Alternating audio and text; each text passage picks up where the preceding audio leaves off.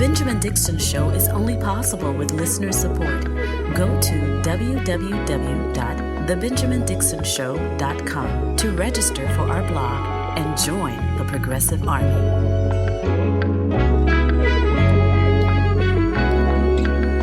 Today is Friday, March 24th, 2023. Thank you so much for joining me. I want to begin with a few housekeeping things. Last night, we were unable to go live because of an emergency situation that DJ Exclusive was faced with in his neighborhood with a toxic leak. There seems to be environmental crises happening all over the country. While this one was not the scale that got national news, it did require him to evacuate his neighborhood just before we were going live.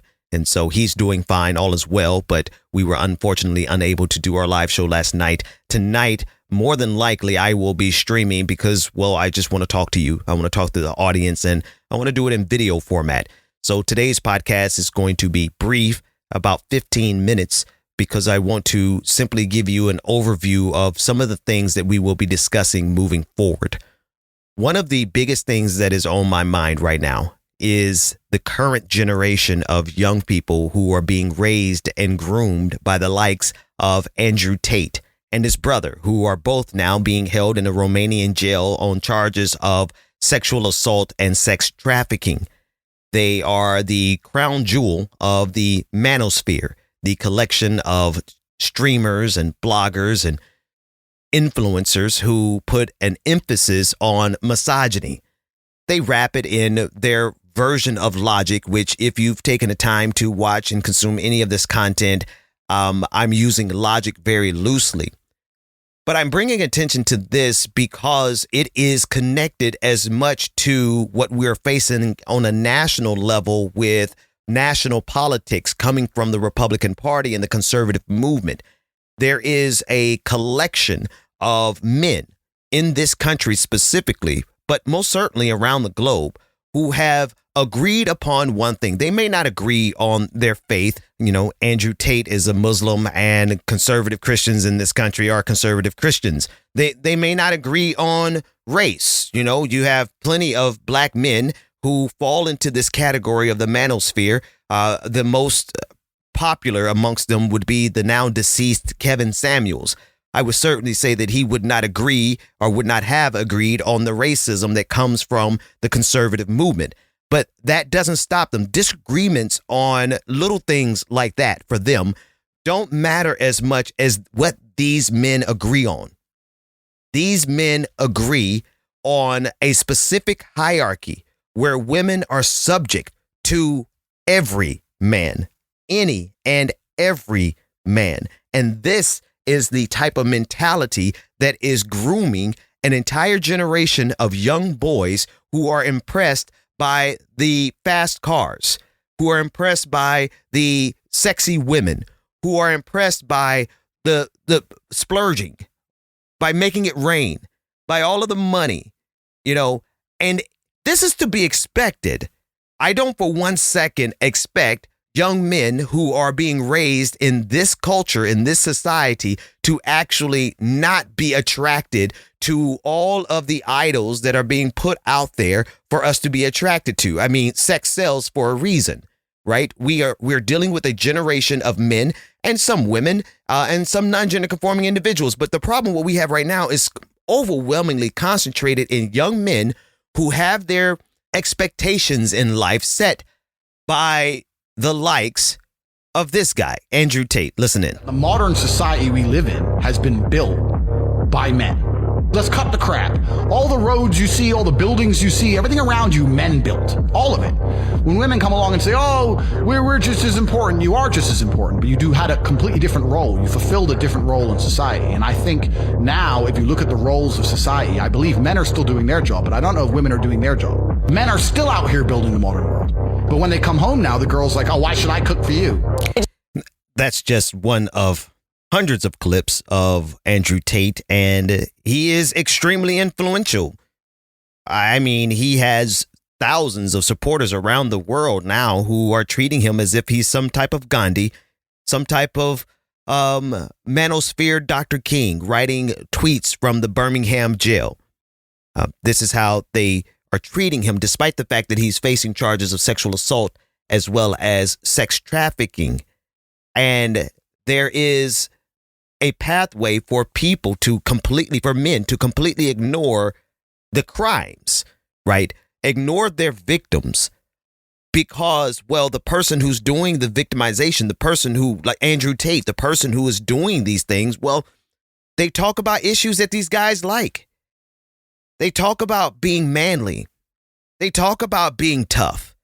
They talk about, personal responsibility, as if that concept is germane only to the manosphere.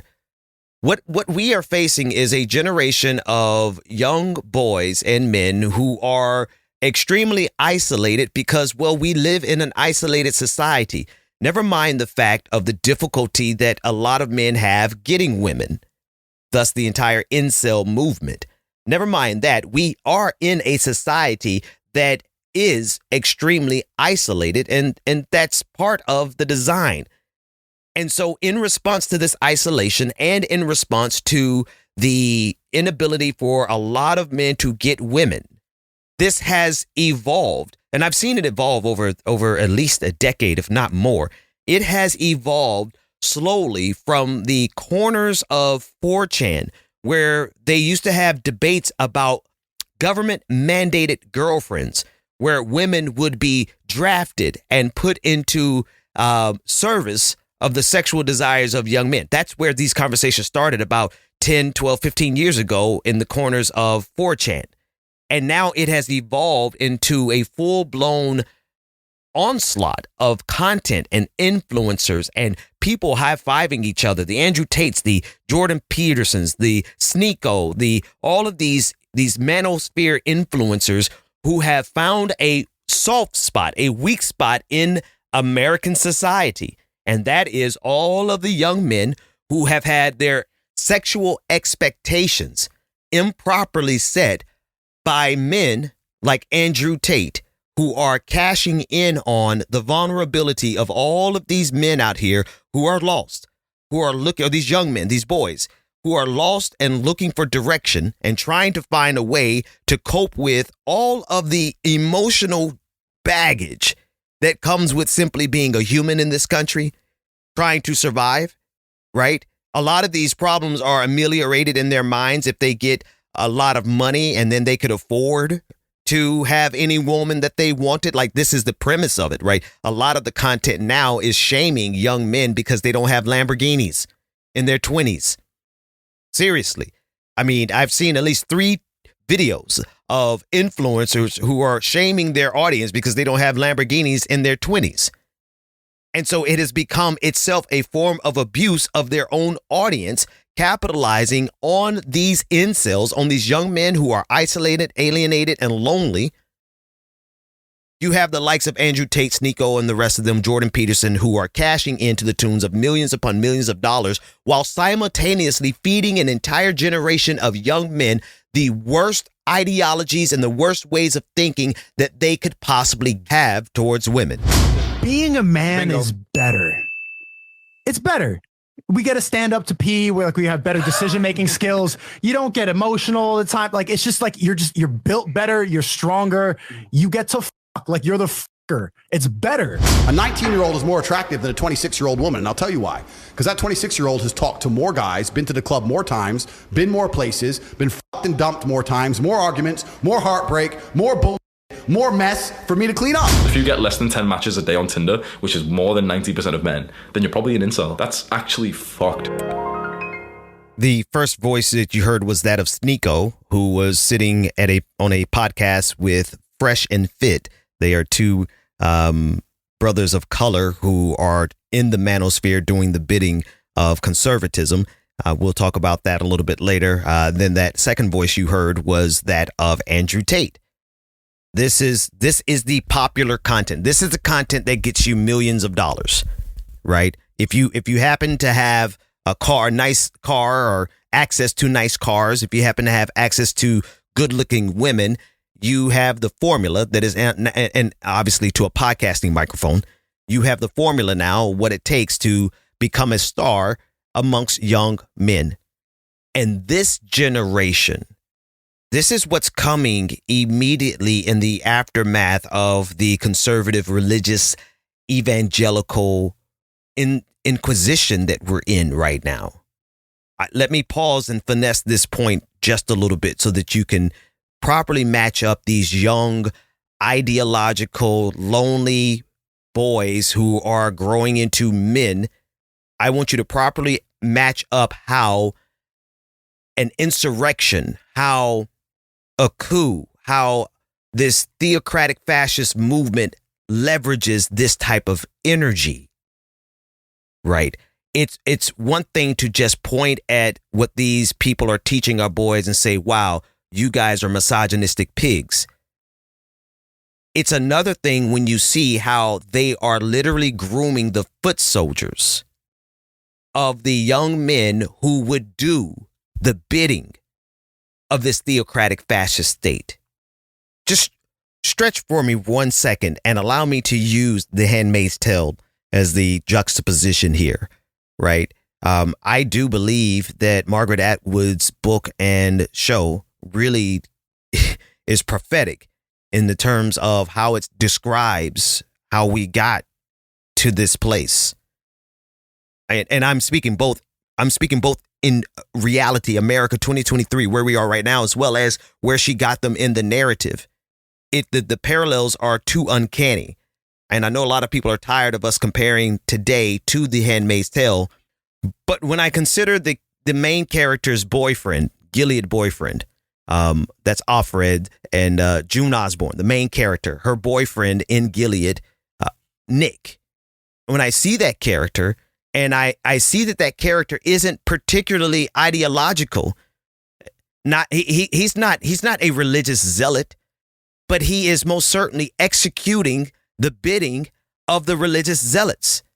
And if you look at his profile, you look at his character, you look at his demeanor, he 100% matches up with what this generation is teaching our boys, our young boys who are vulnerable and desperate. Now, you may not see that connection, and maybe it'll take time for the next couple of conversations for you to understand what I'm trying to say, but let me try one more time. When you have an entire generation of young men who are raised and groomed on the most vitriolic, misogynistic, hate-filled thinking towards women, you will get religious zealots, and you will get people who go along with it, even if it involves violence, even if it involves overthrowing the society as we know it. Because who do you think is out there marching with the Proud Boys? Who do you think is out there marching with the Boogaloo Boys? Who do you think is out there being recruited by Nazis? These same young men who sit around and listen to the Jordan Petersons, Andrew Tates, Fresh and Fit, Sneakos of the world. That's who. That's who's actually getting recruited by fascists today. And the bridge, the gateway drug, is the loneliness that is capitalized upon by the likes of Andrew Tate. That's how you get them. You get a guy who's desperate for companionship, who now has fallen into despair because he's unable to get that companionship. And then you put someone up who they can aspire to be, who, by the way, as they are aspiring to get as many women as Andrew Tate, they're listening to some of his content that actually makes sense. And they're like, oh, wait a minute. Now, this is a good guy. And so they accept him and they accept the likes of Jordan Peterson because they talk in language of personal responsibility, right? They talk in language of self-help. Get up and just take care of yourself. You don't need this. You don't need that. And then they take them right into either the full-blown misogyny, the full-blown transphobia of Jordan Peterson, the full-blown homophobia, and in some cases, the full-blown racism. This is the gateway drug, the loneliness. Now, the prescription that the Manosphere is offering and that these incels are offering is stuff that along the lines of women going back home, staying home, working barefoot and naked in the kitchen. Right? That's their solutions. Getting women out of the workplace. Their solutions include government mandated girlfriends.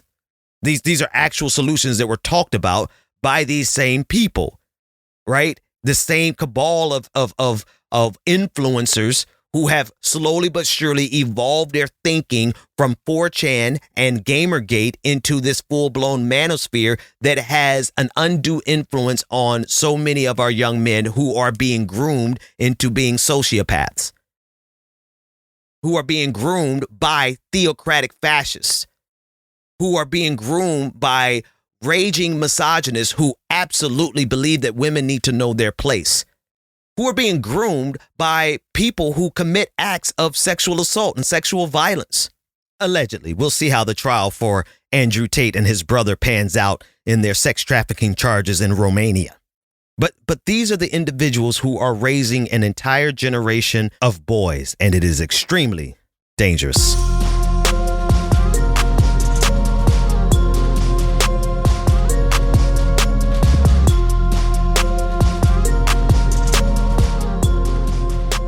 And I want to be sure about something. One thing I'm not doing is making fun of the loneliness that these young men face. Now, I want to be sure it's not as though they're not young women and non-gender conforming individuals who aren't struggling equally with loneliness. Okay. To the point of depression. So I want to pause and say one of the number one issues in the ego of mankind, humanity, men specifically, because we wield the power here on earth, is to elevate our concerns above everyone else's. Holistically, like we would take our loneliness and put it above someone else's, above the entire communities. And so I'm not making fun of that loneliness, but I just want to make sure people understand that there are a lot of lonely people in this country, on this planet. And that loneliness is dangerous for many different reasons, not just because this has created a pool of vulnerable influence, easily influenced, malleable young boys who are being taken advantage of by rich influencers who can flaunt money, clothes, and fame in front of them. But it's also dangerous simply because we are social creatures. We do need this companionship. We do need friendship. We do need to be able to interact with human beings and have community. But we live increasingly in a society that makes that difficult. And we live in a culture that also makes that difficult. So I'm not making fun of this group that self-identifies as incels. I do think that name is funny. And, when incels do incel things, then I make fun of them. But the general problem of the loneliness that is being weaponized by far right-wing reactionaries. I mean, this is what these guys are. I don't care if they're driving Bugattis. I don't care if they're making it rain in nightclubs. I don't care if they have, 25 women who are with them every night. I don't care. They are still far right-wing reactionaries because they have the intention of rolling back society to a time when women knew their place. We have got to talk about the fundamentals of our worldview and what it would look like to build a society based on our distinct worldview, which is different from the left, different from a godless, atheist, constructivist, liberal worldview. And what does that look like? It looks like a society where women don't have the right to vote. And it looks like a society where boys and girls get married as teenagers and start having kids. And they don't use birth control and they don't use contraceptives. And they have big families and a high birth rate. And it looks like women wearing veils at church. And it looks like women not being in the workforce. That's the voice of Nick Fuentes, who is also in his own way, his own fragile, small way, a part of the Manosphere. Nick is smaller than me, and I'm a small dude. And one of the reasons I don't make fun of incels being lonely is because I understand what loneliness is. It's not like I had a woman at my beckoning call at every moment of every day. And this is kind of the mindset and the thinking that the likes of Andrew Tate, they're telling young boys that you should be able to control a woman's body at any given point of any given day. You should be able to command enough capital. You should be able to drive fast enough cars so that no matter what you look like, you can still command the amount of women, the quantity of women that you want to command. That's the vulnerability. And they tie in perfectly. It pairs perfectly, right? If just slow down and think about it. What you just heard from Nick Fuentes pairs perfectly with what we just heard from Andrew Tate. One considers himself an alpha male, and one, honestly, Nick Fuentes, you're certainly an incel, but I digress. This is it. This ideology, this thinking, this taking us back to the dark ages, which is a quote literally from Nick Fuentes, taking us back to when women didn't have the right to vote, when women had to wear veils. Like this raging misogyny pairs perfectly with the racism, with the xenophobia, with the conservatism, with all of this white Christian nationalism. It all goes together. It doesn't matter that Andrew Tate is ostensibly a Muslim, right? They agree on the fundamentalism. They agree on the subjection of women, the subjugation of women. They agree on those things, and it pairs perfectly with this men's rights movement, this manosphere that seeks to help boys survive their loneliness by blaming it all on women and modern culture. And that we need to go back to classical times. We need to go back to when men were real alpha men. Listen, I am just broaching the subject today, just broaching it. But I know that if we do not successfully give an alternative to the hate-filled, misogynistic rhetoric that comes from the manosphere, that an entire generation of young, influential, lonely boys will fall into the trap. Because, well, the trap is pretty seductive. Fast cars, hot women, loads of cash, and partying all the time. This is the lure that is being put out to young men and drawing them out into the fascist movement that is happening all around us. They're one and the same. They're just different aspects, different ways of getting demographics. Marketing. This is marketing. They know their target audience, and they know what turns on the eyes and the brains of these young boys is money, clothes, and you know the rest. And they're leading this entire generation. They're leading them directly into the arms of fascists who are waiting there to give them a twisted reality. The twisted reality where women are now subjected through force to do the bidding of whatever men have power over them. That's the reality that these conservatives are trying to craft and create for all of these men who have grievances. But what we really are dealing with is a group of men who have money and influence and have the ability to make their way of thinking alluring, to make their way of living alluring. And you have a subset of young men, the vast majority of young men who are either struggling just to survive, right? Because it's not as though this country is rich for everyone.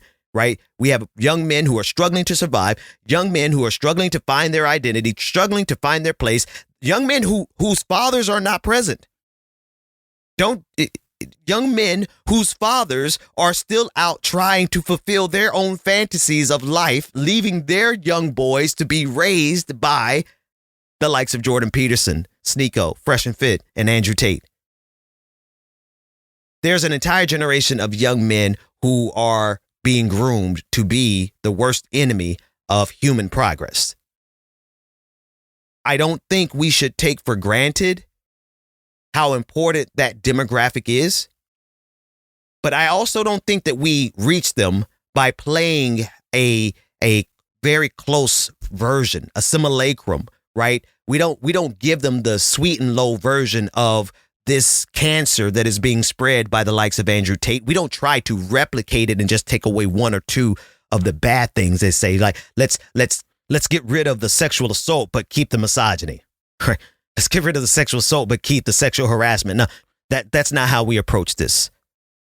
But if we don't get it right, if we don't approach this correctly, if we don't get scale, if we don't have competing voices, then we would have sat back and watched an unbreakable echo chamber, a loneliness to fascist pipeline that we would be completely incapable of stopping because, well, it would have hit critical mass.